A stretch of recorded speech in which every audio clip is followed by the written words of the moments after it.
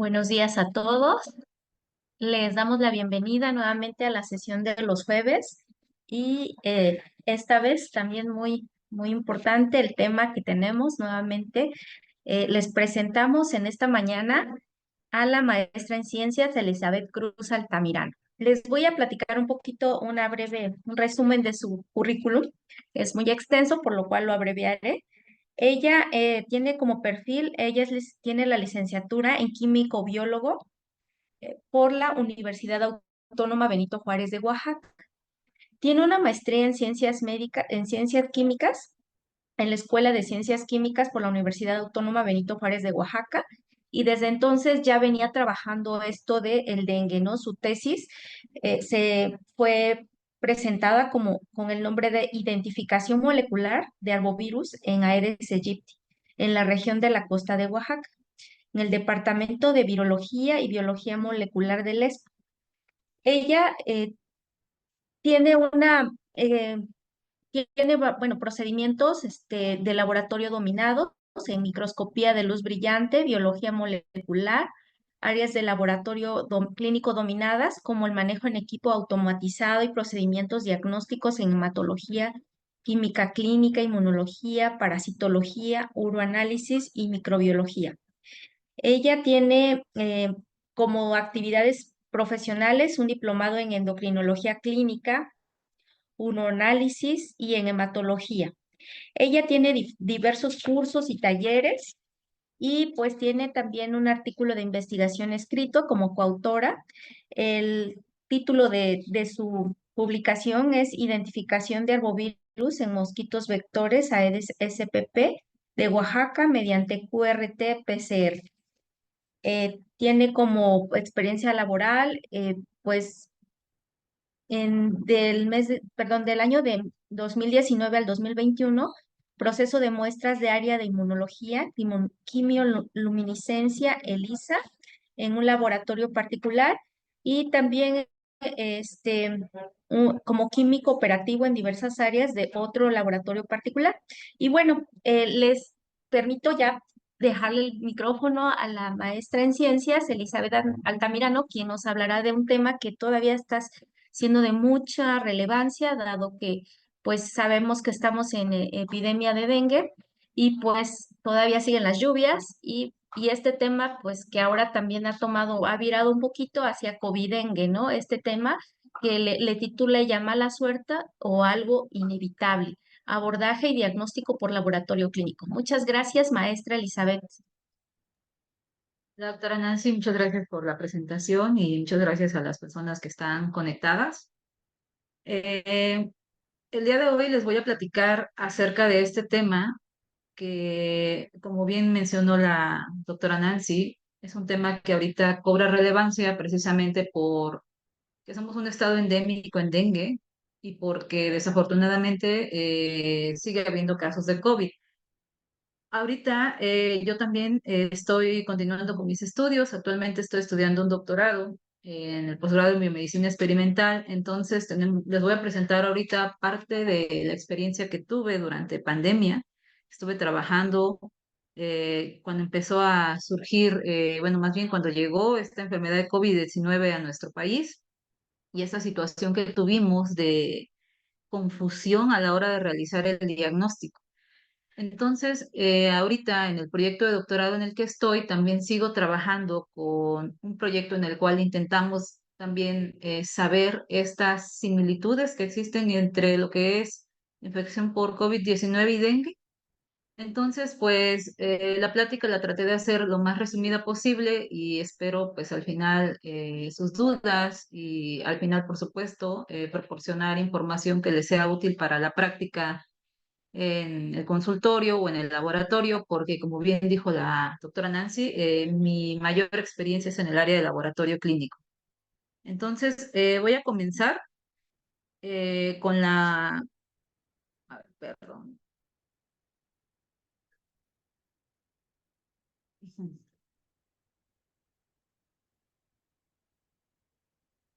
Voy a comenzar entonces con la definición de lo que es COVID-dengue. Miren, este término empezó a sonar, sí, después de lo que es el inicio de la pandemia en 2019, más o menos como en 2021 empecé yo a escuchar este término de covidengue, precisamente por la similitud que existe entre la sintomatología de estas dos infecciones virales en la etapa inicial, es decir, en los primeros 3 días de la infección.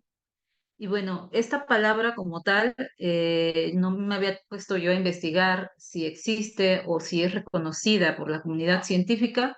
Y pues lo único que encontré en estos días haciendo mi búsqueda es que, por ejemplo, la Real Academia de la Lengua Española sí tiene definición para esta palabra y nos dice incluso que esta palabra nació a inicios de mayo de 2020, un artículo publicado en Argentina. Y bueno, también se empezó a acuñar en lo que es México, en algunos estados como Yucatán o como Nuevo Laredo, en el cual pues se hacía alusión a los pacientes que tenían una coinfección por SARS-CoV-2 o dengue.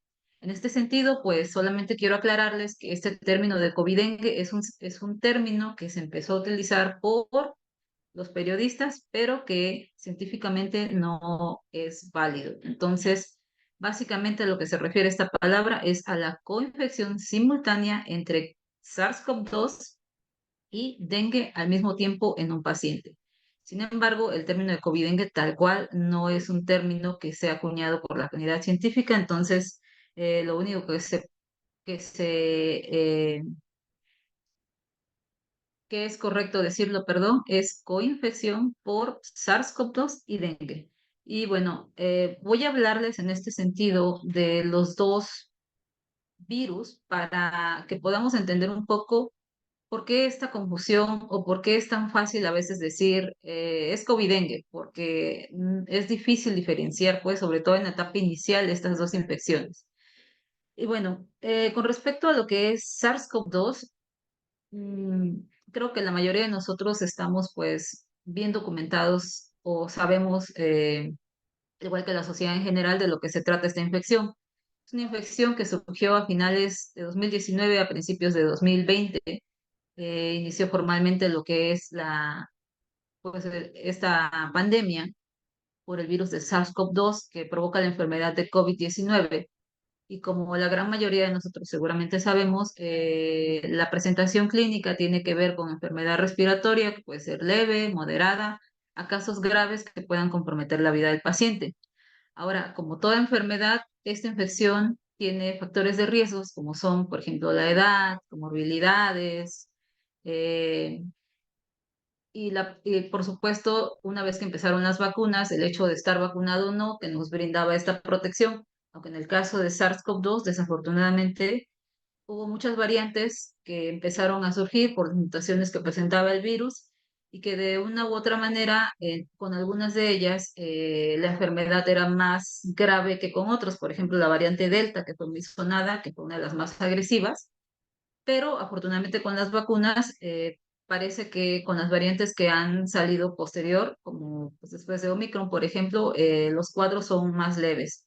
Entonces, con respecto a la clínica, no me voy a meter tanto porque creo que es algo que la mayoría de nosotros ya conocemos y me voy a referir un poco más a lo que es la estructura del virus. En este sentido, este es el coronavirus, el cual es un virus grande perteneciente al género betacoronavirus, en donde están otros virus de importancia clínica y sobre todo en el sentido de que pueden causar pandemias o brotes epidémicos, como es el MERS-CoV-2 y el SARS-CoV, que estos virus, más o menos se tiene reporte de ellos entre 2012 y 2014, e incluso en esos artículos que existen sobre estos virus nos mencionan los autores. Hay que tener cuidado porque estos virus tienen potencial para ser utilizados como algo, una herramienta terrorista, porque son virus que son muy fáciles que se dispersan muy fácil y que pueden causar afecciones graves a la salud. Y bueno, en este sentido tenemos que SARS-CoV-2 precisamente pertenece a este mismo género. Ahora, es un virus muy grande y algo importante que debo mencionarles es que es un virus de RNA en sentido positivo. El RNA se encuentra dentro de lo que es la cápside del virus y esto da una característica especial que en este sentido hace que el virus de COVID curiosamente también, bueno, se parezca en esto al virus de dengue, que más adelante les voy a explicar, que es un virus también que contiene RNA en sentido positivo. Y el hecho de que tengan un RNA en sentido positivo es muy importante porque esto significa que su RNA actúa como un RNA mensajero, lo que significa que una vez que entra a lo que es la célula, inicia inmediatamente la replicación viral, por lo cual es muy eficiente. Ahora, en eso se parece mucho a, más bien, en eso coincide en dengue hasta este punto. Ahora, otra parte importante es esto, la cubierta de este virus, que es la partícula spike o la proteína spike, que es muy famosa, seguramente igual la mayoría de ustedes han escuchado de ella. Y bueno, los anticuerpos y las pruebas que se utilizan para diagnóstico por lo general van dirigidas, sobre todo las pruebas rápidas, para la identificación de estas proteínas, la proteína spike y y la nucleoproteína. Entonces, esto es importante recordar. Esta proteína spike que rodea el virus, es decir, la parte externa del virus, proteínas estructurales, y que más adelante cuando les explique lo de dengue, se van a dar cuenta porque es importante considerar esta proteína del virus SARS-CoV-2. Ahora, con respecto a la replicación, igual no me voy a meter mucho porque igual durante la pandemia y durante estos años ha sido muy sonado el receptor para SARS-CoV-2, que es la enzima convertidora de angiotensinógeno, perdón, que se denomina como AC2. Y bueno, básicamente lo que hace el virus para entrar a la célula es a través de la proteína Spike, hace contacto con su receptor, entra a la célula y como bien dije, como es un mRNA en sentido positivo, inicia inmediatamente la replicación viral y pues esto hace que salgan nuevos viriones que puedan infectar otras células. Ahora, con respecto a la clínica de SARS-CoV-2, algo importante son las vías de entrada. Las vías de entrada que fueron y que han sido documentadas principalmente tres, que es a través de los ojos, a través de la cavidad nasal y a través de la boca. Ahora, en este sentido, este diagrama me gustó mucho porque está como muy resumido de lo que algo que nosotros también seguramente estamos muy empapados, las principales vías de entrada de este virus. Y bueno, algunas de las complicaciones que se tuvieron, o más bien que se saben, pueden propiciar la infección por SARS-CoV-2, como es, por ejemplo, la anosmia, alteración del sabor, y en el caso de que cuando ya entra el virus a lo que son los alvéolos, al hacer contacto pues con el receptor empieza la replicación que puede llevar a coagulopatías y trombosis o por ejemplo a hipoxia por el daño que sucede pues en lo que es el pulmón. Y esta inflamación que causa la infección de los pulmones, pues ya sabemos que conlleva lo que es una excreción exacerbada o secreción exacerbada de citocinas, que esto pues va a pasar a lo que es torrente sanguíneo y esta inflamación va a poder dañar otros órganos como son pues el cerebro, el páncreas, el riñón, el corazón y el hígado. Y bueno, en este sentido, pues tampoco tiene mucho caso detenerme aquí porque la mayoría de nosotros sabemos los cuadros clínicos que puede llevar a cabo el SARS-CoV-2 por toda la experiencia que tuvimos durante pandemia. En lo que sí me voy a explayar un poquito más es en lo que es el virus del dengue, ya que, como les comentaba, no solamente existe esta similitud entre los síntomas, sino que también poco a poco hemos estado eh, obteniendo información de que también existe similitud entre los virus, a pesar de que son virus pertenecientes a familias diferentes. Entonces, miren, en el caso del virus dengue, al igual que el SARS-CoV-2, ya les había yo adelantado, es un virus que tiene un RNA en sentido positivo, lo que significa que al igual que el SARS-CoV-2, actúa como RNA mensajero al momento de infectar a la célula. Al igual que SARS-CoV-2 tiene proteínas estructurales, que en este caso son las proteínas de envoltura, la proteína de membrana y la proteína de cápside. Ahora, contrario a SARS-CoV-2, este virus es un poquito más pequeño, pero igual su tamaño su RNA tiene una longitud entre 9 a 12 kilobases y este RNA va a dar o va a ayudar a lo que es la síntesis de sus proteínas no estructurales, de las cuales, y una de las más famosas, es la NS1. Y bueno, estas proteínas ayudan a la replicación viral. Ahora, Dengue, a diferencia de SARS-CoV-2, tiene cuatro serotipos bien establecidos. Se habla de un quinto serotipo, sin embargo, todavía no está científicamente o la comunidad científica aún todavía no reconoce este serotipo 5. Sin embargo, algo muy importante es que el hecho de que dengue tenga cuatro serotipos implica que existen similitudes entre ellos. Y una de las cosas importantes en este sentido es que esa similitud entre serotipos se encuentra en la proteína de envoltura. L- Está reportado en la literatura que existe más o menos una similitud entre el 60 a 70% entre las proteínas de envoltura de los diferentes serotipos, lo cual es un problema, ya que en infecciones secundarias, y seguramente lo han escuchado, es probable que nos pueda dar un dengue, un dengue más grave, una manifestación clínica más grave. ¿Por qué? Porque cuando nosotros desarrollamos lo que es la generación de anticuerpos para combatir infecciones, en este caso dengue, tenemos que desarrollar anticuerpos para cubrir toda la partícula viral, no solamente una zona de la partícula viral. Entonces, imagínense, si les estoy diciendo que dengue entre sus serotipos tiene una similitud entre el 60 y 70%, en una primoinfección contra un serotipo 1, por ejemplo, voy a desarrollar anticuerpos contra toda la partícula. En una infección secundaria con un serotipo 2, por ejemplo, esos anticuerpos que reconocen las zonas en común van a poder también reconocer al segundo serotipo. Y un poquito más adelante les voy a hablar de este problema conocido como fenómeno de amplificación por anticuerpos.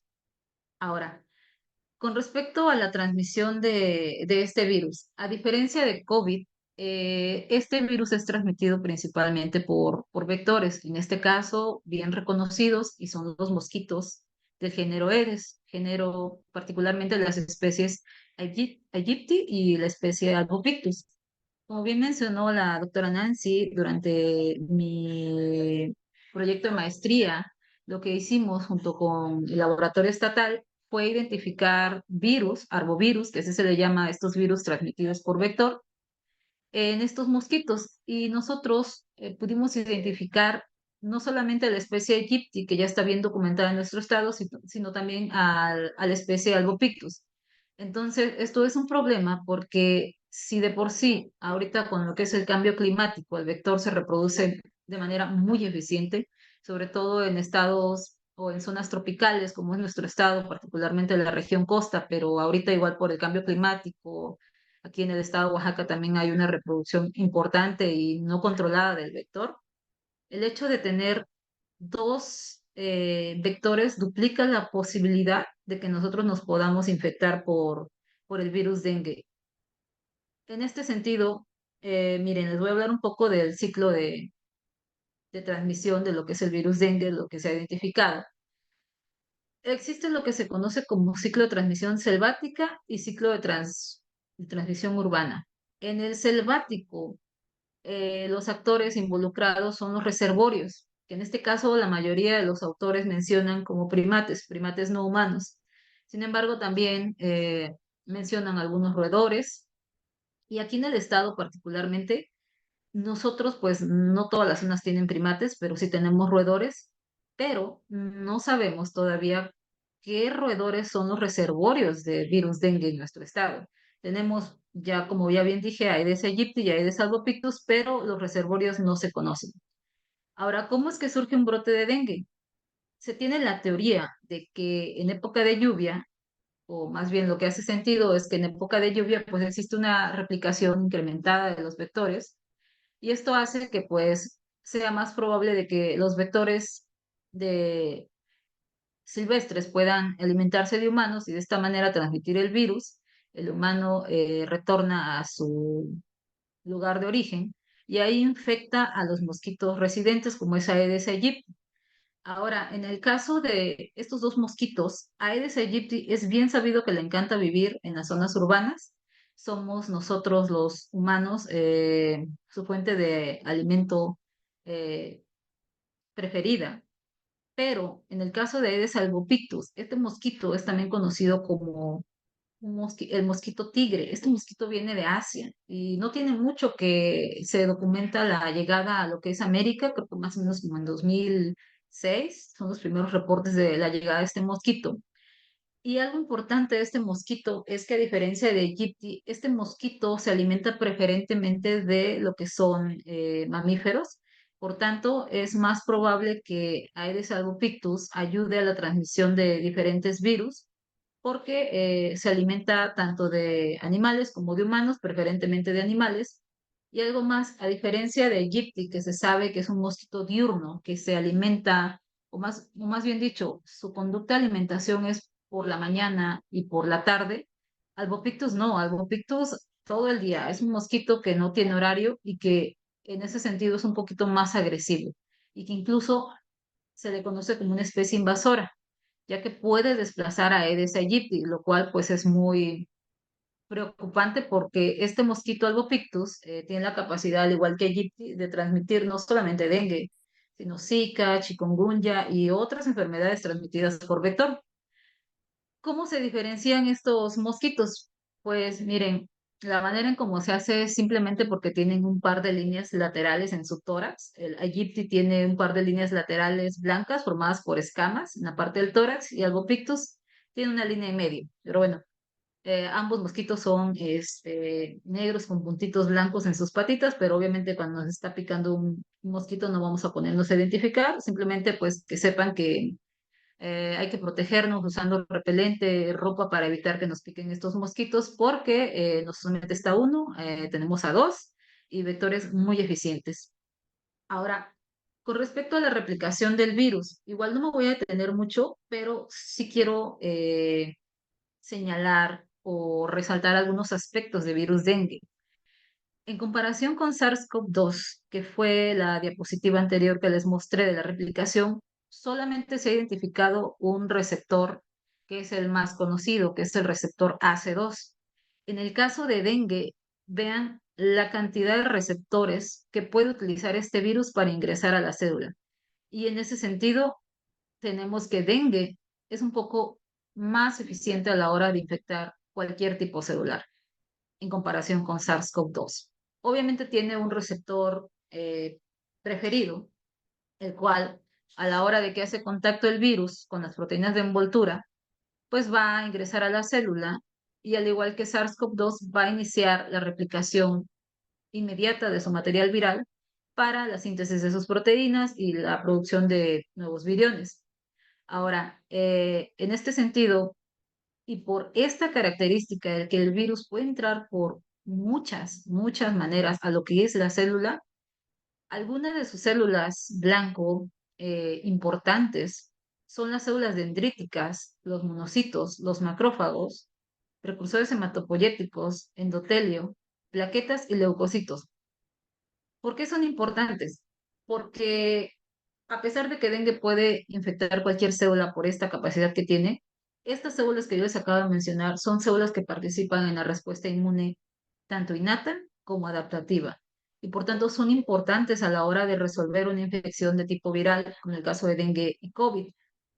Lo que hace pues que el hecho de que nosotros nos infectemos por dengue es, pues desde este punto de vista, infectando a células del sistema inmune, un poco complicada de resolver la infección y por tanto a veces se presentan estos cuadros tan exacerbados de inflamación en los pacientes.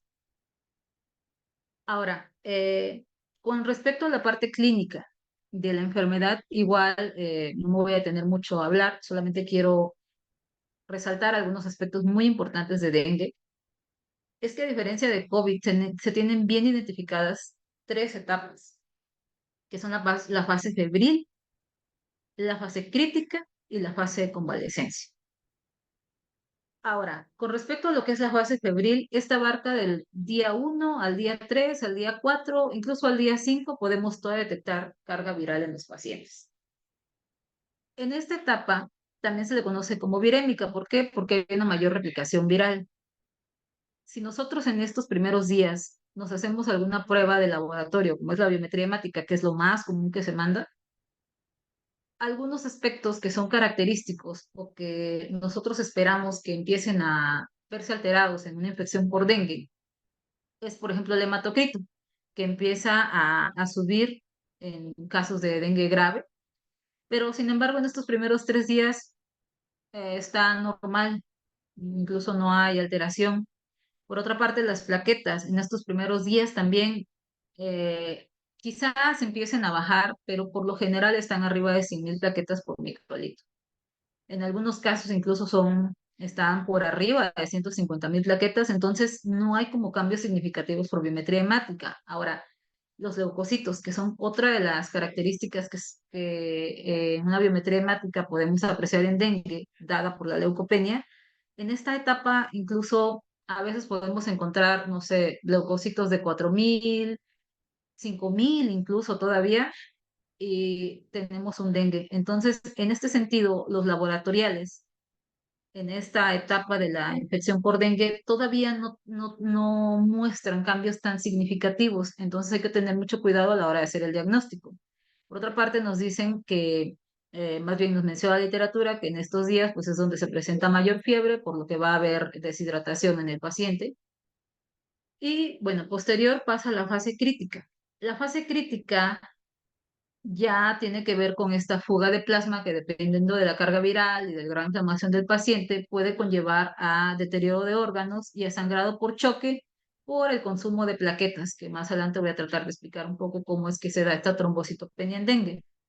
Y bueno, en este sentido, aquí en esta etapa ya se pueden apreciar algunos cambios en algunos pacientes que van a ser dengue grave, sobre todo, como es el aumento del hematocrito y lo que es la disminución significativa de plaquetas por debajo de 100.000 por microlitro de sangre.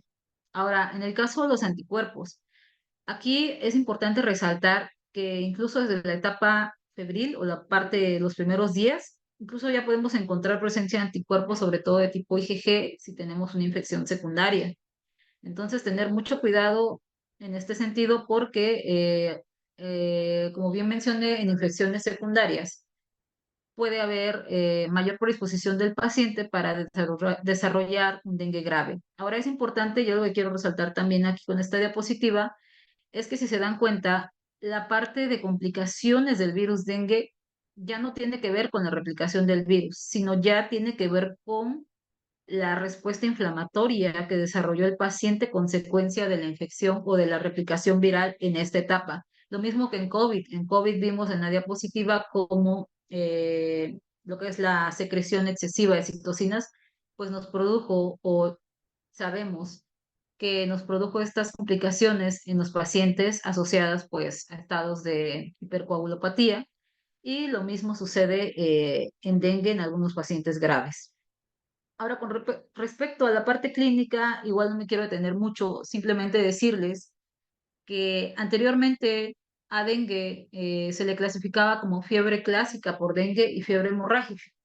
Sin embargo, a partir de 2009, la Organización Mundial de la Salud ha reclasificado a la infección y nos dice que simplemente debemos distinguir dengue sin signos de alarma, dengue con signos de alarma y que los pacientes con signos de alarma pueden hacerme un dengue grave, en los cuales vamos a ver implicaciones asociadas, perdón, a la extravasación de plasma, hemorragia grave y compromiso grave de órganos. Ahora, ¿cómo voy a distinguir si tengo un paciente con signos de alarma o sin signos de alarma? Bueno, pues la OMS ya nos da diferentes criterios para que nosotros podamos tener esta clasificación en la cual, pues, básicamente en la primera clasificación, que es sin signos de alarma, nos dice que debe tener fiebre y alguno de estos criterios que está acá abajo. Sin embargo, ahorita, y como les he venido mencionando, el hecho de que COVID y dengue, incluso otras infecciones, tengan, pues, fiebre y molestias y dolores en una etapa inicial, pues, nos hace o nos hace que tengamos la obligación de tener la confirmación por laboratorio de la infección. Y en este sentido, más adelante les voy a hablar qué tipo de pruebas son las recomendables para hacer esta confirmación de laboratorio. Y bueno, una vez que nosotros ya identificamos en qué categoría está nuestro paciente, aquí están las categorías para signos de alarma, que simplemente son un poco más graves la sintomatología que presenta el paciente, como dolor abdominal, sangrado, hepatomegalia, y miren, las complicaciones de aumento de hematocrito con rápida disminución de plaquetas, está precisamente en estos pacientes, que es en la fase crítica del paciente, más o menos entre el día quinto, sexto, séptimo, va a empezar a presentarse este tipo de complicaciones en los pacientes que, si no se tiene cuidado, pues puede condicionar a una presentación grave de dengue que pueda provocar incluso la muerte del paciente. En este sentido, para que nosotros desarrollemos un dengue grave, no tiene nada más que ver con el hecho de qué serotipo me da o de la carga viral, como yo ya bien había escrito para COVID. En dengue también hay fenómenos de riesgos, como es la edad, el serotipo. Se habla de que el serotipo 2 a veces es un poco más agresivo, comorbilidades en los pacientes, aspectos ecológicos como la presencia del vector, que ya vimos que en nuestro estado pues, tenemos los dos, y lo que es el fenómeno ADE, que es el fenómeno que les voy a platicar a continuación, y que van a hacer que no solamente por el hecho de que tengamos dengue o que tengamos una infección secundaria, pues ya estemos predispuestos a una forma grave. En el caso de lo que es el fenómeno ADE, voy a tratar de explicarlo aquí igual lo más entendible posible. Pero miren, la explicación del fenómeno ADE y el por qué es un poco más agresivo una infección secundaria es por lo siguiente. Tenemos aquí ejemplificado en esta parte superior de la diapositiva una primoinfección por dengue. Está el dengue en color moradito, infecta la célula por todas las formas de entrada que ya les describí previamente. Se generan las partículas virales y se va a llevar a cabo la respuesta o la formación de anticuerpos por las células beta. Aquí los anticuerpos, miren, como yo les había mencionado, recubren toda la partícula viral. Una vez que se unen estos anticuerpos a la partícula viral, se va a formar lo que nosotros denominamos un inmunocomplejo. Estos inmunocomplejos van a ser reconocidos por algunas células, más bien dicho, por los macrófagos propiamente, que van a fagocitarlo o van a fagocitarlo, perdón, para a través de los receptores FC2 gamma, R2A, que son los que reconocen estos inmunocomplejos. Y de esta manera, pues, una vez dentro de esta célula van a ser destruidos los virus. Sin embargo, ¿qué pasa en una segunda infección? Miren, aquí está ejemplificado el virus en otro color. Lo mismo que pasó en la primera infección, el virus va a infectar a la célula y va a liberar estas partículas al medio extravascular. Pero ¿qué pasa? Como nosotros ya tenemos estas células de memoria que producen anticuerpos, y como bien les dije, que existe una similitud entre los serotipos de un 60-70%, estos anticuerpos que nosotros previamente se formaron contra el serotipo anterior tienen también la capacidad de reconocer a este segundo serotipo. Pero miren, a diferencia de la primera infección, está parcialmente cubierta la partícula. Ahora, a pesar de que está parcialmente cubierta, esto es un inmunocomplejo y el macrófago lo va a reconocer, aunque no esté totalmente cubierto. Y una vez que lo ingresa o que lo fagocita, el hecho de que no esté cubierto totalmente la partícula viral va a hacer que el virus pueda escapar por estas zonas que no están cubiertas. Y de esta manera se va a replicar dentro del macrófago, lo que supone un problema, porque esta es la célula que se encarga de defendernos o de ayudar a eliminar la infección, pero cuando sucede este tipo de el fenómeno, este fenómeno ADE, pues en vez de ayudar a erradicar la infección, se infecta y esto hace que se produzcan más partículas virales en menor tiempo. Entonces, en este sentido, es por eso que se considera este fenómeno como fenómeno o como un factor de riesgo para desarrollar cuadros graves de dengue, porque va a llevar a una mayor replicación en menor tiempo y por tanto va a haber un cuadro inflamatorio más severo. Ahora, esto es a nivel, esta diapositiva nos ejemplifica lo que sucede a nivel molecular dentro de la célula, que también se tiene ya bien sabido lo que sucede cuando los virus entran de manera primaria a la célula y lo que sucede en una infección secundaria. Igual, no me quiero detener mucho, simplemente decirles que cuando existe una infección por dengue, por ejemplo, existen receptores intracelulares que son conocidos como PRRs, particularmente los TLRs, que son receptores específicos para detectar infecciones virales. Una vez que entra la partícula viral, se van a activar diferentes vías de señalización que tienen que ver, por ejemplo, con la producción de interferón gamma, interleucina 12 y radicales de óxido nítrico, que son moléculas específicas para montar una respuesta antiviral y que es verdad, entra el virus, se puede replicar, sin embargo, por la respuesta o por la señalización que se lleva a cabo dentro de la célula, pues la cantidad de partículas virales que se secretan no son tantas comparadas como en una infección secundaria en la que el hecho de que la partícula entre acoplada a un anticuerpo va a bloquear que estos sensores intracelulares, que son encargados para montar esta respuesta antiviral, se activen. Y de esta manera nosotros, en vez de producir moléculas antivirales específicas, vamos a montar una respuesta conocida como TH2 en inmunología, que tiene que ver con la producción de otras citocinas, por ejemplo, interleucina 4, interleucina 33, que son propias o que más bien activan a otras células como son los eosinófilos, que son células que no son especiales para combatir infecciones. Y en este sentido, al no haber una respuesta molecular correcta, pues la cantidad de partículas virales es mayor, algo que pues ya había explicado antes, pero esto es a nivel molecular y dentro de la célula.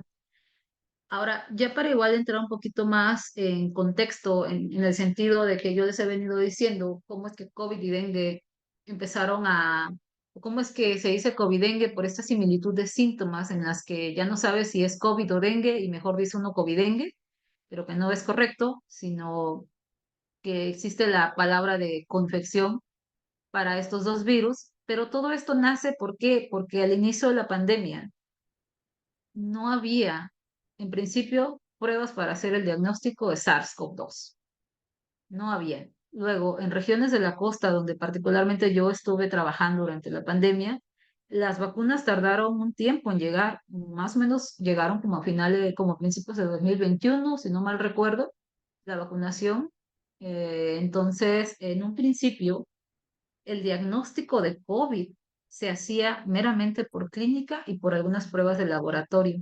Sin embargo, empezaron a haber reportes a nivel mundial de falsos positivos en pruebas para dengue y para COVID, o diagnósticos incorrectos en pacientes que tenían COVID y que se diagnosticaban como dengue, precisamente por esta similitud de síntomas. Pero ya vimos, por ejemplo, que COVID, a diferencia de dengue, pues no tiene tantos receptores. Sin embargo, sí hay algunas diferencias entre estas dos infecciones, pero que quizás en el caso de dengue comienzan después del cuarto o quinto día, igual en COVID.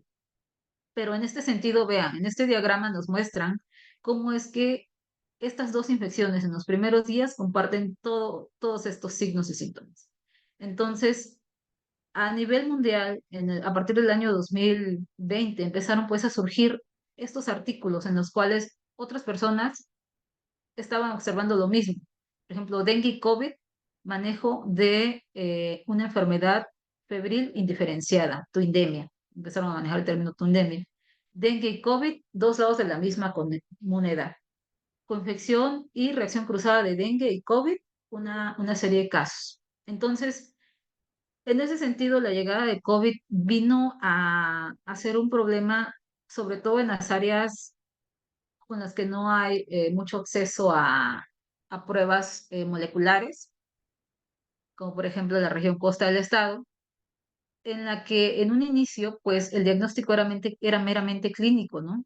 Entonces fue realmente un problema y miren, igual en 2024 ya nos hacen este resumen precisamente de las diferencias y las similitudes que existen entre dengue y COVID. Un poquito más detallado el cuadro, pero igual, fiebre, dolor de cabeza, mialgia, incluso algunos problemas gastrointestinales y posibles escenarios graves, pues lo que es enfermedad severa por la tormenta de citocinas. Ahora, esto simplemente lo quise mostrar precisamente para que ustedes vean cómo es que, o cómo es que a nivel mundial empezaron pues también a detectar esto, de esta similitud entre estas dos infecciones y del problema que había pues para saber si tenía yo COVID o tenía yo dengue.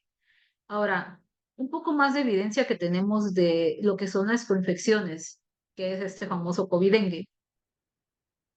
Igual, se empezó a documentar y en este sentido, miren, existe este artículo que es un metaanálisis en el cual pues los autores quisieron investigar qué tan común es eso de que nosotros tengamos coinfecciones por estas dos infecciones virales. Entonces, básicamente lo que hicieron fue recolectar información publicada, un total de 1.632 artículos, para al final quedarse con 24 nada más, de los cuales estos artículos incluían 89 pacientes que experimentaron una coinfección, de los cuales la mayoría, un 63% era hombres, y de estos pacientes, un 7.8 requirió estar en la unidad de cuidados intensivos. Y algo importante que resaltan en este sentido en este artículo es que la mortalidad de estos pacientes sí se elevó en un 19%. Y claro, cómo no, si de por sí dengue y COVID son enfermedades que pueden causar un estado proinflamatorio exacerbado, ahora tener la combinación, por supuesto que eleva la tasa de mortalidad. Y en este sentido nos dicen en el artículo que estos pacientes, pues, esta mortalidad que mostró el 19.1% es muy superior sobre el 1.3 estimado para dengue y el 2.04 estimado para COVID. Ahora, con respecto a las manifestaciones clínicas que se experimentaron o que se documentaron en estos pacientes que sí tuvieron la mala suerte de tener esta coinfección, pues por supuesto el número uno es la fiebre, la disnea, la fatiga, dolor de cabeza. Entonces, bueno, esos son signos y síntomas que son pues propios de cada una, bueno, más bien conocidos para cada una de estas enfermedades. Entonces, pues aquí es lo mismo. Eh, si no tenemos una prueba diagnóstica, es fácil de confundirnos. Y con respecto a las pruebas de laboratorio, vean cómo en esta coinfección existe también lo que es una trombocitopenia, que es lo que más se reportó en estos pacientes, que por supuesto seguramente tiene que ver con el consumo de plaquetas, sobre todo con una inflamación exacerbada que nos lleve a una coagulopatía, que va a hacer que se consuman nuestras plaquetas. Niveles altos de algunas transaminasas, como por ejemplo la ALT, y conteos bajos también de leucocitos que nos hablarían igual o nos harían sospechar si no hacemos el diagnóstico por las pruebas correctas de laboratorio, pues de un dengue, ¿no? Al igual que la PCR, proteína C reactiva, elevada en estos pacientes, por supuesto. Ahora, algo muy importante que quiero igual aquí resaltar en esta diapositiva es que también estos autores nos muestran, olvidémonos de esta sección, nos muestran la manera en cómo se hizo la detección de esta confección en los pacientes. Ahora, miren, noten que esta abreviatura significa prueba rápida, una prueba rápida para COVID o una prueba rápida para dengue. Lo ideal, y más adelante les voy a mostrar por qué, es hacer una prueba molecular para hacer la detección de ambos virus, ya sea para dengue o ya sea para COVID. Y en este sentido, aquí se documentan a 17 pacientes que fueron incluidos en el artículo y nos dicen que el primero, el segundo, el tercero y el cuarto sí se siguió el protocolo correcto para hacer la detección molecular de ambos virus. Sin embargo, miren, a partir de este paciente, prueba rápida, prueba rápida, prueba rápida, prueba rápida. Aquí, a pesar de que la ELISA no se considera una prueba rápida, es una prueba que se basa en anticuerpos. Y ahorita les voy a mencionar por qué no es recomendable hacer pruebas que tengan que ver con anticuerpos. Igual, prueba rápida para dengue, y bueno, para terminar pronto, de estos pacientes, los únicos que son confiables son uno, 2, 3, 4, 5 y 6.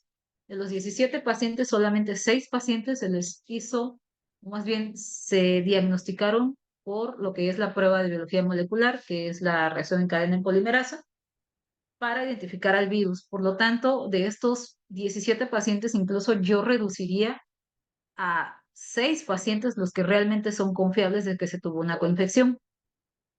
Y bueno, miren, aquí simplemente mostrar que los autores también nos publicaron en dónde se encontraron la mayoría de estos casos, que son por supuesto zonas que son endémicas de virus dengue, donde se reproduce mucho el vector, por supuesto, y la probabilidad que tengamos estas dos infecciones, pues, se duplica. Ahora, eh, nosotros en el laboratorio, como ya les había comentado, al inicio de la pandemia no había pruebas para diagnosticar COVID y solamente había disponible, creo que al finalizar el 2020, estaban disponibles ya las pruebas de biología molecular, pero eran muy caras, entonces no todos los pacientes tenían para pagar una prueba molecular. Solamente los pacientes que tenían la necesidad de viajar, a ellos se les exigía esta prueba molecular, pero al inicio no había prueba para hacer el diagnóstico de COVID. Entonces, ¿qué hacían? ¿Qué hacían los médicos? Había esta necesidad de diagnosticar si era COVID y dengue, precisamente porque si era COVID, mandar al paciente a confinamiento y evitar que siguiera la expansión del virus. Y si era dengue, pues igual empezar a valorar las plaquetas. Pero ¿qué pasaba? Como no había pruebas para detectar COVID, se mandaba una serie de estudios que tenían que ver con biometría hemática, lo que era, puede ser ultrasensible, lo que era ferritina y lo que fue dímero D, que son pruebas que se empezaron igual conforme avanzó la pandemia, a saber que eran predictoras, por ejemplo, para COVID, de una probabilidad mayor de que el paciente se complicara. Y en este sentido, pues, llega el paciente con fiebre, malestar. Y pues como estamos en plena pandemia, decía el médico, pues bien puede ser COVID o bien puede ser dengue. Entonces mandaba los anticuerpos para dengue, prueba NS1 y anticuerpos, y la batería que era para COVID, que era ferritina, PCR y dímero D. Pero ¿qué pasaba? Nos empezamos a dar cuenta en el laboratorio de que algunos pacientes que llegaban con, bueno, con esta sintomatología característica de COVID o dengue, en los primeros días a veces salían sus pruebas positivas para dengue. ¿Y qué pasaba? Después resultaba que era COVID. Y el problema no era de que en ese entonces, de que no se hiciera el diagnóstico correcto, sino que ese paciente, al estar mal diagnosticado con dengue, por ejemplo, podía seguir contagiando a otras personas. Lo mismo sucedía, pacientes que llegaban, se diagnosticaban como COVID, cuando ya empezó a llegar la prueba de la prueba del antígeno para COVID, y después resultaba pues que sí, en efecto, algunos tenían esta coinfección con dengue porque salían las pruebas positivas. Pero bueno, lo que nosotros empezamos a hacer es que empezamos a notar que algunos pacientes que llegaban con dengue y que, bueno, se hace el seguimiento por lo general en pacientes con dengue con biometrías de seguimiento al tercer, quinto día para ver cómo van las plaquetas, cómo va el número de plaquetas. Los pacientes que habían tenido previo COVID o para entonces cuando ya empezó la vacunación, parecía que presentaban un estado más grave de dengue. Y en este sentido, nosotros empezamos a querer documentar a estos pacientes y a preguntarnos si en el caso de que los anticuerpos, si podría haber el caso de que los anticuerpos anti-COVID pudieran empeorar la infección por virus dengue por un fenómeno ADE, que es como el que les platiqué anteriormente, o si los anticuerpos de COVID perdón, los anticuerpos de dengue empeorar la enfermedad por COVID. Y miren, empezamos nosotros a recolectar información pues de las plaquetas, de la ferritina y la PCR ultrasensible. Este cuadro muestra resultados de pacientes que tenían COVID y que habían tenido previo dengue o que no habían estado expuestos, y esto denotado por sus anticuerpos. Y bueno, lo que nosotros notamos es que sí, en efecto, había una ligera elevación de la ferritina y la PCR ultrasensible, pero normalmente, y como también hacíamos seguimiento de estos pacientes no evolucionaban a un estado grave de la enfermedad de COVID. No así los pacientes de dengue, que ya les había comentado. Curiosamente, en los pacientes que habían tenido previa exposición a SARS-CoV-2, ya bien sea por infección o por vacunación, empezamos a notar que tenían menor cantidad de plaquetas en los primeros días, elevación súper exacerbada de ferritina y de PCR ultrasensible, incluso mayor que los valores presentados por los pacientes de COVID en comparación a los pacientes con dengue que no habían tenido exposición o que todavía no se habían vacunado, porque para ese entonces no todas las personas tenían esta oportunidad de vacunarse, porque obviamente no había tantas vacunas, y pues igual no todas las personas tenían anticuerpos de SARS-CoV-2. Estoy hablando más o menos como de pacientes recolectados entre los años 2020, 2021. Entonces, todavía pudimos hacer esto. Tratamos de publicar este artículo, sin embargo, no lo aceptaron porque dijeron que eran muy pocos pacientes. Sin embargo, pues hacer la recolección de estos datos sí implicaba un gasto si queríamos nosotros incrementar nuestra N, porque estas pruebas pues sí son algo elevados su costo, entonces no, bueno, tuvimos esa inquietud de hacerlo y tuvimos estos resultados. Al parecer esos anticuerpos de dengue que estaban reconociendo a COVID no alteraban el cuadro clínico, y los anticuerpos de COVID pareciera que sí alteraban el cuadro clínico de dengue. Ya después, miren, en el año 2021, a finales de este año, sale este artículo en el que, al igual que nosotros, otras personas se estaban preguntando lo mismo. Y miren, ellos aquí, mediante un estudio computacional, llegaron a la conclusión de que no solamente había similitud de síntomas entre dengue y COVID, sino que había similitud entre ambos virus. Y esto era algo preocupante y novedoso. ¿Por qué? Porque son virus de familias totalmente diferentes. Uno es un beta coronavirus y otro es un flavivirus, nada que ver. Pero sin embargo, en este estudio que hicieron con modelo computacional, se dieron cuenta que sí existían similitudes entre las proteínas spike, que son las externas del coronavirus, con las proteínas de envoltura. Y el autor al final propone esto. En sitios endémicos por dengue, las personas que se infectan y que se recuperan, pues producen estas células de memoria. Al momento de que tienen contacto con SARS-CoV-2, estos, al tener similitud entre dengue y COVID, pues estos anticuerpos también tuvieron o tienen la capacidad de reconocer a COVID. Y en este sentido, el autor dice, estos anticuerpos, como pueden reconocer a SARS-CoV-2, lo que van a hacer es bloquear la entrada del virus a lo que es el contacto con el receptor AC2.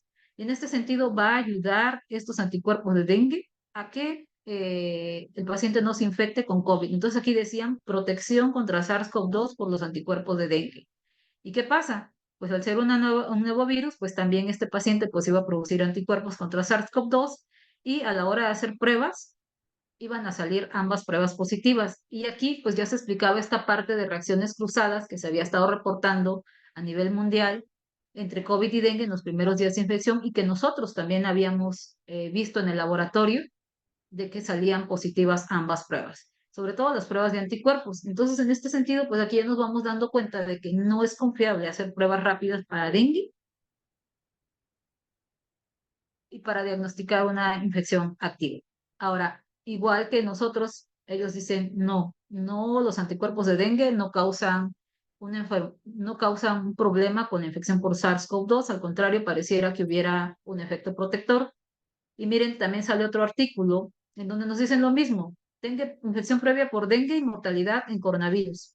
Y aquí, pues al final el autor nos dice que con los hallazgos de este artículo, igual no voy a poner a explayarlo, la posibilidad de que dengue induzca una protección inmunológica contra, existe una posibilidad, perdón, de que los anticuerpos de dengue pues ejerzan o provoquen una protección inmunológica contra COVID. Ahora, con este artículo, pues ya nosotros entendemos o descartamos que estos anticuerpos de dengue que también reconocen a COVID, pues puedan causar una infección severa. Y pues hasta el momento iba coincidiendo con los reportes o las observaciones que nosotros también hicimos en el laboratorio. Pero ¿qué pasa? Queda ahora descartar si los anticuerpos de COVID pueden exacerbar el cuadro de dengue.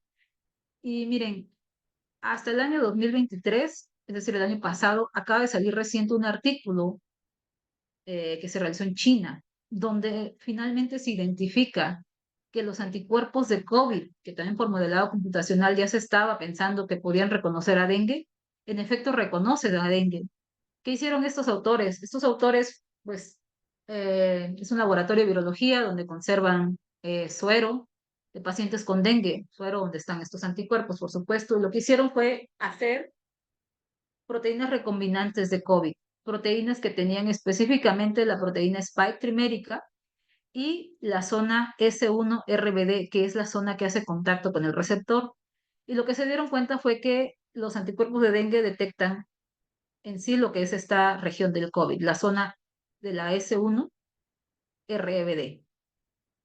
Una vez que ellos ya identificaron que estos anticuerpos, que dengue identifica esta región de COVID, lo que hicieron fue producir pues anticuerpos contra COVID que identifican esta región y ahora ponerlo en contacto con diferentes partículas de dengue para saber qué proteínas puede reconocer de dengue. Y pues la proteína que se identificó que reconocían estos anticuerpos en su mayoría es la proteína de envoltura, la proteína de premembrana y la proteína NC1. Entonces, imagínense, si ustedes mandan a hacer una prueba de anticuerpos, pues ya sabemos que existe reacción cruzada entre estos dos virus, porque no solamente existe una similitud en los síntomas, sino también en la estructura propia del virus, lo que nos va a generar pues reacciones cruzadas y por eso es que yo les decía que no es confiable hacer el diagnóstico por pruebas de serología que detecten anticuerpos.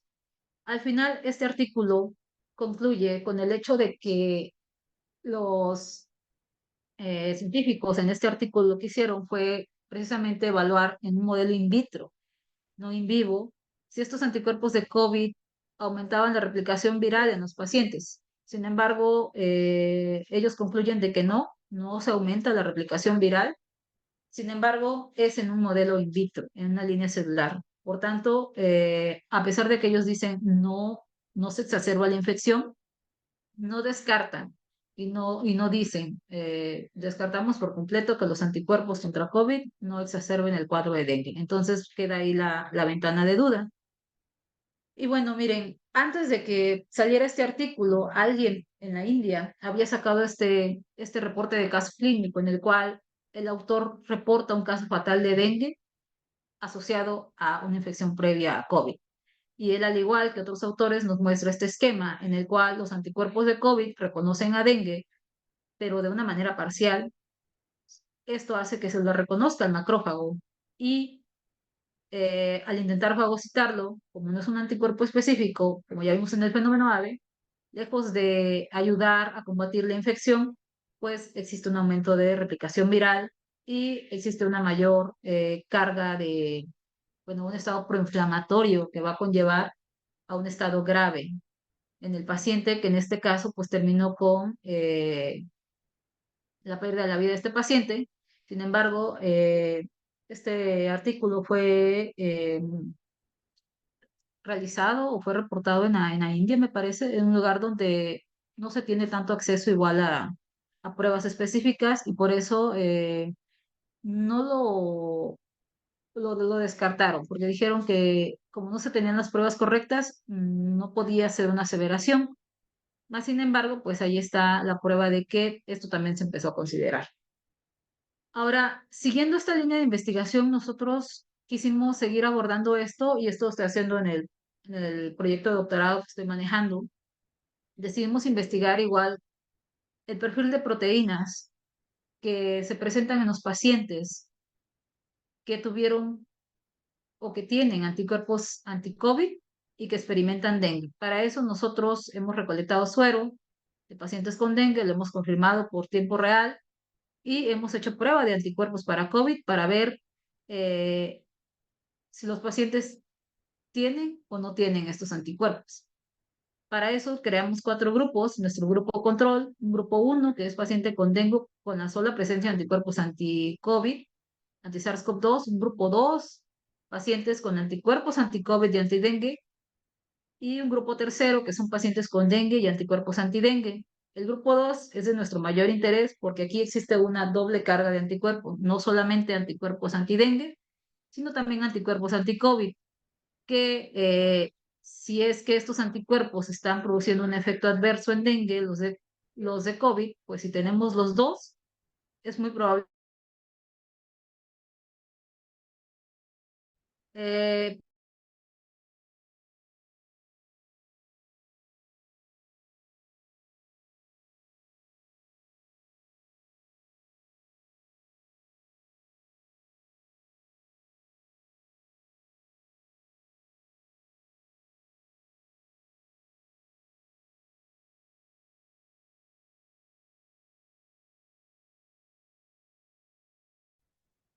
Y, y bueno, en este sentido nosotros obtuvimos como resultados 1.122 secuencias de proteínas en estos pacientes. Al final se tiene que hacer una depuración de la base y nos hemos quedado con 296 proteínas. De estas 296 proteínas, lo primero que hemos hecho es cuantificar o saber cuántas proteínas están expresadas en cada grupo. Y si se pueden dar cuenta con respecto al control, los pacientes que experimentan dengue pues tienen una mayor cantidad de proteínas. ¿Qué proteínas son? Aún no sabemos, pero aquí nada más por la cantidad de proteínas presentes ya sabemos que existe una diferencia. Ahora hay que saber la función de estas proteínas. Con respecto a el análisis de cómo se hace el análisis de estas proteínas y sus funciones, existen diferentes programas bioinformáticos que nos ayudan a conocer las funciones asociadas igual a estas proteínas y los genes que las codifican. Y en este sentido, una de las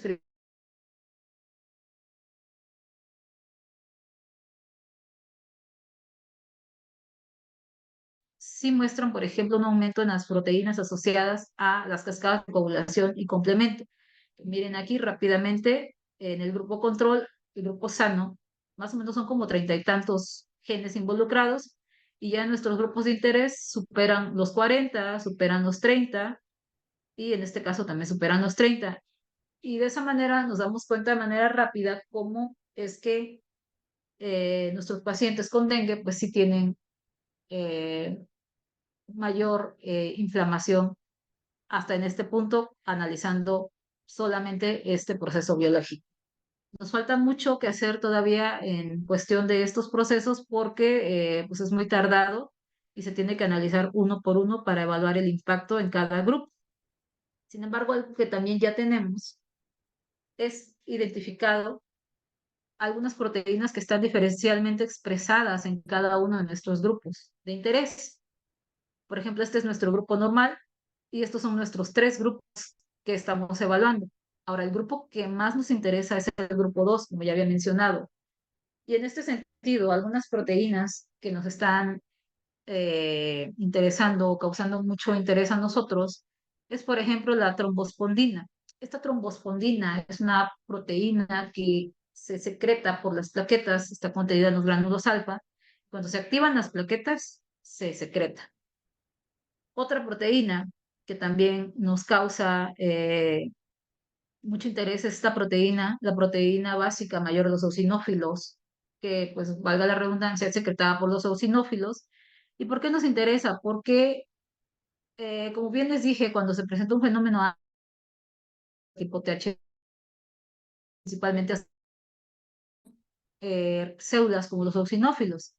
Nosotros entonces estamos apostando porque pues, estos anticuerpos de COVID, si causan este fenómeno AVE, entonces, al nosotros encontrar esta proteína, pues es un indicio de que probablemente sí se está presentando una respuesta tipo TH2.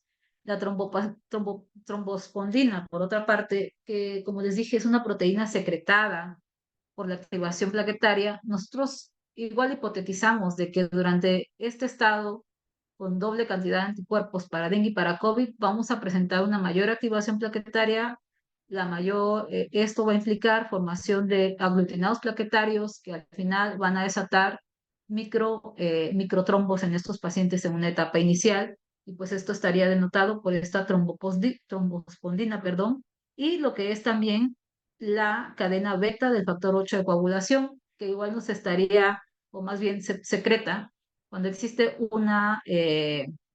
la presencia de la cascada de coagulación como un producto de desecho. Entonces,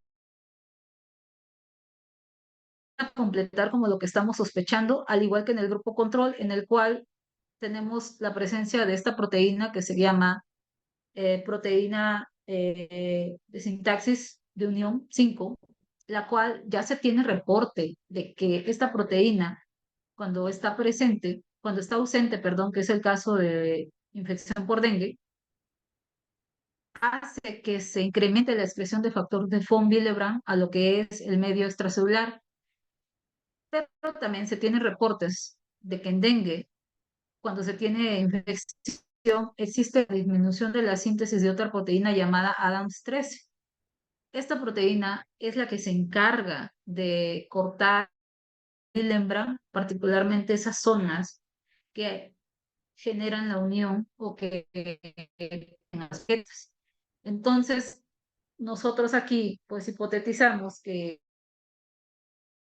está solamente en el control, que está ausente en nuestros grupos de interés. Esto significa que en estos pacientes es una gran cantidad de factor de von Willebrand. Poco hay esta proteína que se encarga de excindir a este factor de von Willebrand. Esto va a hacer que este factor de von Willebrand salga inmaduro y por tanto también haga que estas plaquetas se peguen al factor de von Willebrand y aunado a la hiperactivación plaquetaria que hipotetizamos, la presencia del fenómeno ADE con una respuesta tipo TH2, pues este factor de von Willebrand predisponga a esta formación de microtrombos y que por supuesto va a predisponer a que el paciente tenga un mayor grado de inflamación en los primeros días y que por tanto desarrolle un cuadro clínico de dengue más grave. Que esto igual de la formación de microtrombos al inicio de la infección, ya lo he escuchado y también se sabe que existe pues esta tendencia de dengue a formar en estos primeros días estos aglutinados plaquetarios con formación de microtrombos y que durante la pandemia, el hecho que nosotros hayamos detectado dímeros D y ferritinas también elevados en estos pacientes en etapa inicial de dengue, pues nos confirman quizás esta parte no tan explorada de dengue, de la formación de microtrombos, precisamente por una hiperactivación plaquetaria. Ahora, eh, miren, con todo lo que hemos estado nosotros, pues, generando, hemos estado también intentando proponer algunos modelos de cómo es que se vería el endotelio de un paciente, por ejemplo, sano, en el cual pues se observan las células correspondientes, neutrófilos, plaquetas, eritrocitos, en un estado normal en nuestros pacientes. Y cómo es que nosotros hipotetizamos que se vería un endotelio de un paciente con esta doble carga de anticuerpos que podría producirnos estos estados de microtrombos por los diferentes mecanismos que he mencionado. Sin embargo, todavía nos falta hacer más bien nos faltan hacer pruebas para confirmar esta hiperactivación plaquetaria por anticuerpos, que ya se tiene conocimiento en otras enfermedades, que existe una activación plaquetaria por inmunocomplejos, pero no en dengue. Y bueno, aquí pues estaría un estado exacerbado porque no simplemente tendría anticuerpos antidengue, sino también anticovid que duplicarían pues esta formación de trombos que se ve también en un fenómeno ADE, se tendría que ver en un fenómeno ADE, pero al no haber tantos anticuerpos, quizás sería menos esta producción de microtrombos. Sin embargo, esta es nuestra teoría que tenemos, pero que todavía está pendiente eh, de hacer pruebas que nos confirmen esta teoría.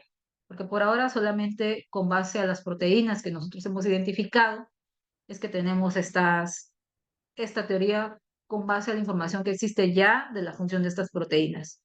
Entonces, como conclusiones preliminares, pues, de nuestro trabajo y de la experiencia que se ha tenido, tenemos que existe, sí, por supuesto, un incremento de expresión de proteínas durante la infección por dengue y que la ausencia de galectina, que es otra proteína, perdón, que estaba en el grupo control, pacientes con infección por dengue, coincide con previos hallazgos. Ya se ha reportado que esta galectina cuando está ausente, permite la infección por dengue y cuando se está, bueno, conforme aumenta la cantidad presente en estudios in vitro, la replicación del virus dengue disminuye. Entonces, estos hallazgos, junto con los otros que les platiqué de la proteína de sintaxis 5, nos hacen tener confianza en los resultados que hasta el momento estamos teniendo con nuestra proteómica.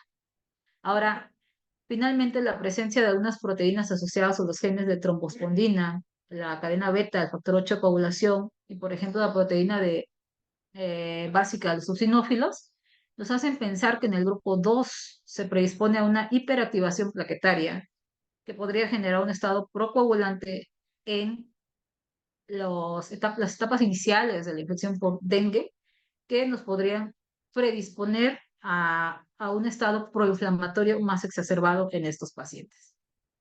Y bueno, entre los pendientes que tenemos son hacer todavía diagramas de interacción de las proteínas que estamos identificando por algunos programas bioinformáticos, hacer validación de las proteínas mediante ensayos in vitro. Por ejemplo, igual nos gustaría mucho evaluar el factor 8 de coagulación en el plasma de los pacientes para ver igual si lo que nosotros estamos teorizando, pues sí coinciden los pacientes en el plasma. Y hacer pruebas de agregometría y activación plaquetaria para igual comprobar esta hiperactivación por anticuerpos, tanto por los anticuerpos de dengue como los anticuerpos de SARS, como la combinación de ellos. Entonces, pues, miren, ya para terminar, y cómo responder esta pregunta de COVID, coinfección con dengue, conocido como dengue, como COVID dengue que no existe, mala suerte o es algo inevitable. Pues miren, desafortunadamente, un individuo se puede infectar con SARS-CoV-2, se puede infectar con dengue, se puede coinfectar, como ya vimos, son pocos los casos. ¿Y por qué? Porque pues se tiene que usar la prueba molecular para decir que estamos ante un caso de coinfección. Y esto sí es tener mala suerte, porque obviamente, como vimos en el artículo, si de por sí tener una enfermedad de estas ya tiene un índice de mortalidad, tener las dos se eleva, pero una vez que nosotros salimos de esta coinfección, vamos a desarrollar estos anticuerpos contra uno o contra otro virus. ¿Nos podemos volver a reinfectar? Por supuesto que sí, con otro serotipo de dengue. Y también, pues, en dado caso de que la vacunación pues empiece a perder efecto y que salga una variante igual de preocupación, claro que nos podemos volver a infectar con COVID. En el mejor de los casos, estos anticuerpos ya producidos tanto para dengue como para COVID ayudan a minimizar el impacto de la gravedad por SARS-CoV-2, pero en dengue, pues no sabemos. Y no sabemos si se puede presentar una exacerbación por la presencia de estos anticuerpos o por la sola presencia de anticuerpos antidengue. Entonces, pues en este sentido, ¿es algo inevitable? Pues miren, ahorita el vector está incontrolable. El vector también ha mostrado adaptaciones a estos cambios climáticos y pues el hecho de que haya mutaciones virales, sobre todo pues en SARS-CoV-2, que incluso creo ahorita se ha estado reportando una variante nueva, pues realmente inevitable, pues pareciera que no. La recomendación entonces sería seguir manteniéndonos alertas a los boletines de las diferentes organizaciones, la Organización Mundial de la Salud, la Secretaría de Salud, para ver precisamente la efectividad de las vacunas que se empiece y los reportes que empiecen a generarse. En el caso de lo que es este virus dengue, pues les digo, hasta ahorita el serotipo 5 todavía no está confirmado. Y como recomendación general, pues ante la sospecha de que nosotros estemos ante un caso de coinfección por dengue y SARS-CoV-2, hacer la prueba molecular, porque ya vimos que las pruebas rápidas, sobre todo las de anticuerpos para dengue, nos pueden dar esta reacción cruzada por esta similitud que ahorita ya se tiene descrita entre estos dos virus, entre SARS-CoV-2, la proteína Spike y la proteína envoltura de dengue. Aparte de eso, igual, no confiarse en lo que es la ferritina, la PCR ultrasensible, el dímero D, que existen reportes también bien documentados también de que en dengue también existe elevación de estas proteínas, porque recuerdes que son proteínas de la fase aguda de la inflamación, entonces salen elevadas también. Entonces, lo más recomendable es hacer estas pruebas que son específicas para la detección del virus y por supuesto la clínica, que es algo que manejan muy bien los médicos. Entonces, por mi parte sería todo. Espero no haberlos confundido. Y si es así, pues estoy aquí para aclarar algunas dudas, algo que haya yo dicho mal, alguna aclaración, alguna experiencia que hayan tenido ustedes igual durante la pandemia. Y finalmente quiero decir que lo que nosotros estamos estudiando, el hecho que los anticuerpos contra SARS-CoV-2 pudieran empeorar a dengue, es solamente un factor de riesgo para empeorar a dengue. No es como la verdad absoluta, no es que si yo ya tuve COVID, que si tengo estos anticuerpos me va a dar un dengue más grave. Simplemente es un factor de riesgo más que ya se ha identificado en dengue cuando hay una heteroinfección y que pudiera también estarse presentando con COVID, pero no es una sentencia de muerte, simplemente para no estar alarmando. Y pues con esto me despido y pues agradezco nuevamente el espacio. Doctora Nancy, ya se va el micrófono.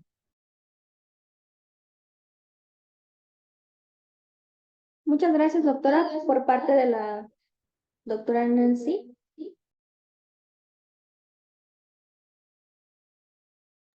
Se tuvo que retirar por lo que tiene su clase, pero por parte de la facultad, muchísimas gracias. Vamos a abrir un área de preguntas para que las personas que tengan preguntas puedan escribirlas en el chat. Se va a habilitar a todos para que puedan escribir las preguntas. Ya está habilitado. Si tienen alguna pregunta o algo que quisiera agregar, doctora. No, de mi parte sería todo. Más bien me gustaría quizás escuchar algunas experiencias durante el inicio de pandemia, sobre todo por parte de los médicos, igual para complementar pues esta experiencia que nosotros tuvimos en el laboratorio y toda esta serie de similitudes que hemos encontrado pues en etapas iniciales, tanto por SARS-CoV-2 como por dengue. Me encantaría saber si alguno de los presentes pues ha tenido alguna experiencia o si qué piensan con respecto a lo que yo les acabo de platicar. Muy bien. Pues entonces vamos a esperar un ratito que si aparece alguna pregunta, un comentario en el chat.